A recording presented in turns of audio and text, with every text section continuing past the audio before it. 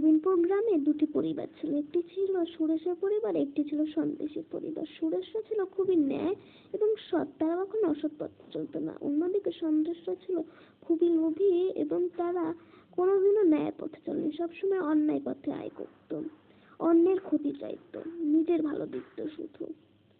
সেরকম একটি ঘটনা। আমাদের ব্যবসা তো তেমন ভালো চলছে না বুঝলে, খেতে পানি উঠে যে সমস্যা শুরু হয়েছে, ফসলগুলো তো পুরো মারা গিয়েছে। এবারে যে কিভাবে সংসার চলবে তাই ভাবছি। ঘরে তো কোনো দানা পানি নেই।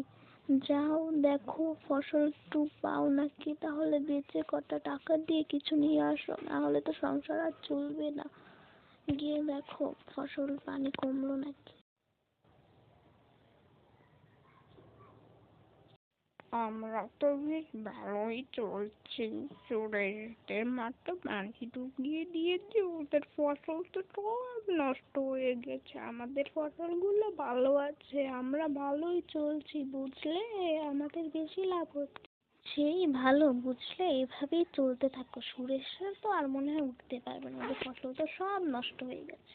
ফসলের পানি তুই আমি এখন বউকে গিয়ে কি বলবো, আমি তো কিছুই বাজার করতে পারবো না, আজকে মনে হয় না খেয়েই মরতে হবে। কি যে করি কিছুই বুঝছি না। যাই দেখি কিছু কিনতে পারি নাকি বাকিতে। আমি কোথায় এলাম? এত দেখে মনে হচ্ছে এক জাদুর মাঠ। আমি হাঁটতে হাঁটতে কোথায় এসে পড়লাম? হে ভগবান, আমাকে এখন বাঁচাও, আমি যে বাড়ি ফিরবো কি করে? হে ভগবান বাঁচাও আমাকে। তুমি ভয় পেও না, আমি হলাম জাদুর মাঠ। তোমার কি সমস্যা আমাকে বলো, আমি তোমার সব সমস্যা দূর করব। বিশ্বাস করো, আমি জাদুর মাঠ, মানুষের মনের দুঃখ আমি দূর করি। সত্যি বলছেন? আপনি আমাকে সাহায্য করবেন? আসলে আমার মাঠের ফসলে অনেক পানি এসে জমেছে, আমার সব ফসল নষ্ট হয়ে গেছে। আমরা বেশ কয়েকদিন ধরে না খেয়ে আছি, ফসল না বেচতে পেরে টাকা পয়সাও নেই, আমরা কিছু কিনতেও পারছি না। পানির ফসল এখনো কমেইনি, কি যে করব। তাই ভাবতে ভাবতে দেখি যে আমি আপনার কাছে পৌঁছে গেছি। আর ভগবান আমাকে রাস্তা দেখিয়েছে, আপনি আমাকে সাহায্য করুন। ঠিক আছে, তবে তোমার ফসল পানি এখন আর থাকবে না, সবচেয়ে সুন্দর ফসল হবে তোমার ফসল। মাঠ ভরা সবুজ থাকবে, দেখে মনে হবে এই যেন এক জাদুর ফসল। বুঝতে পারলে? তবে একটা কথা মনে রেখো, আমি কিন্তু মানুষকে একবারই সাহায্য করি, দ্বিতীয়বার কিন্তু তুমি আমাকে কোনোভাবেই পাবে না, যতই তুমি সমস্যায় পড়ো। ঠিক আছে জাদুর মাঠ, আমার দ্বিতীয়বার আর তোমার কাছে সাহায্য চাইতে আসবো না।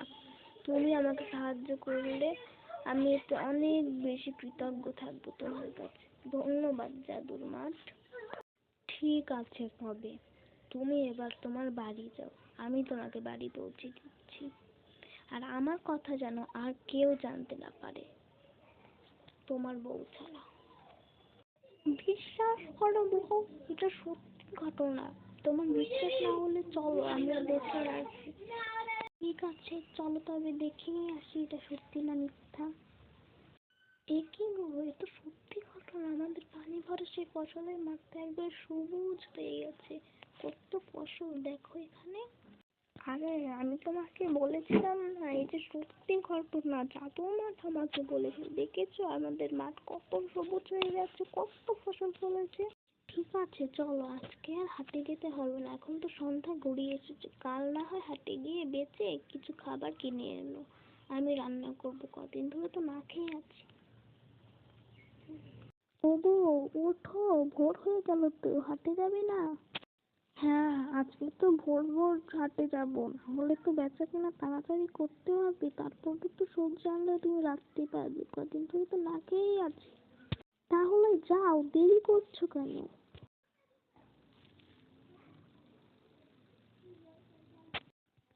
কি হলো, তোমাকে দেখা তো চিন্তিত দেখাচ্ছে কেন গো?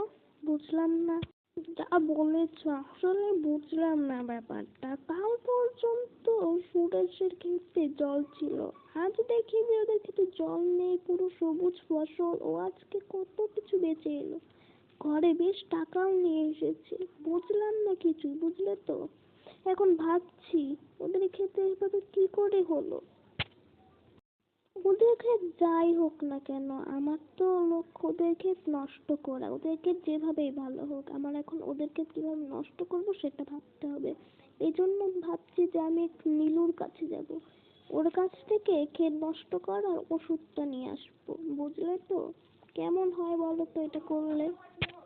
তুমি আমার ভাবছো, এটা ভাবার কি হলো? তাড়াতাড়ি যাও নীলুর কাছে, এক্ষুনি ওষুধ নিয়ে এসে ওদের ক্ষেত নষ্ট করো, না হলে তো আমরা ওদের থেকে নিচে পড়ে যাবো, ওরা তো আমাদের থেকে ধনী হয়ে যাবে।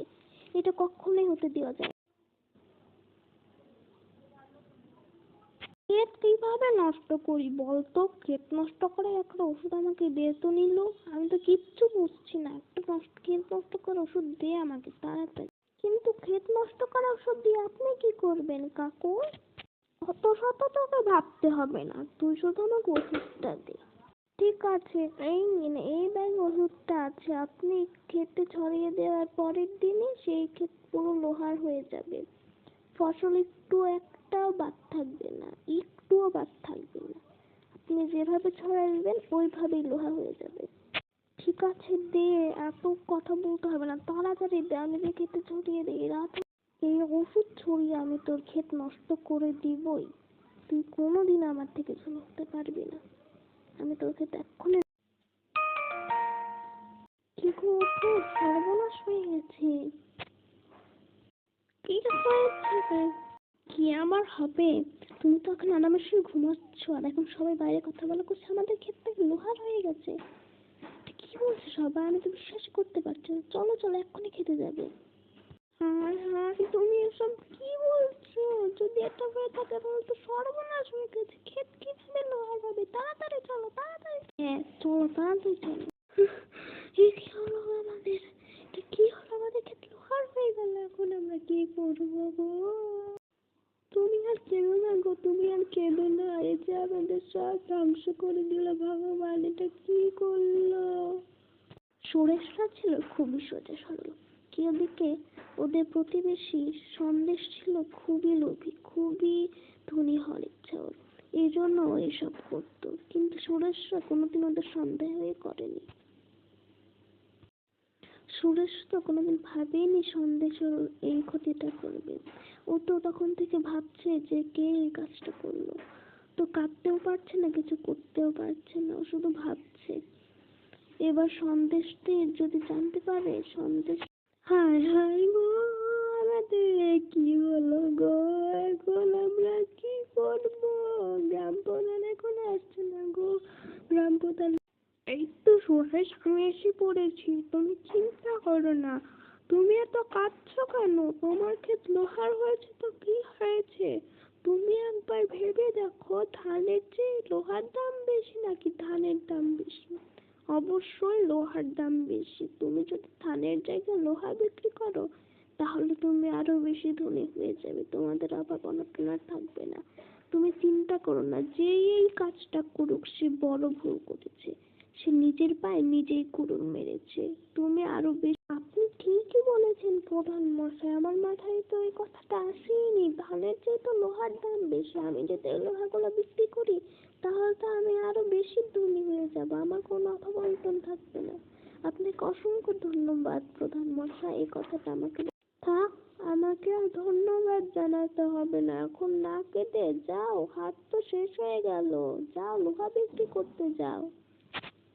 আমি তবে চলি সুরেশ, বুঝলে, আমার আবার ওই পাশের বাড়িটায় যেতে হবে, ডেকেছি। তাহলে চলি। ঠিক আছে প্রধান মশাই, আপনার মঙ্গল করুক ভগবান। আপনি যে আমাকে এত ভালো বুদ্ধি দিলেন, না হলে তো আমি কিছু বুঝতেই পারছিলাম না কি করব। আপনি খুবই ভালো আর সৎ। এরপর সুরেশ একটি দোকান খুললো যেখানে লোহা পাওয়া যেত।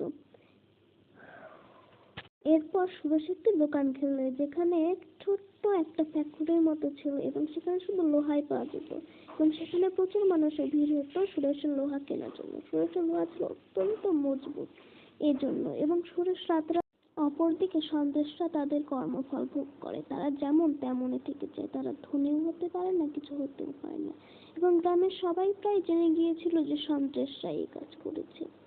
গ্রাম থেকে তাদের বের করে দেওয়া হয়।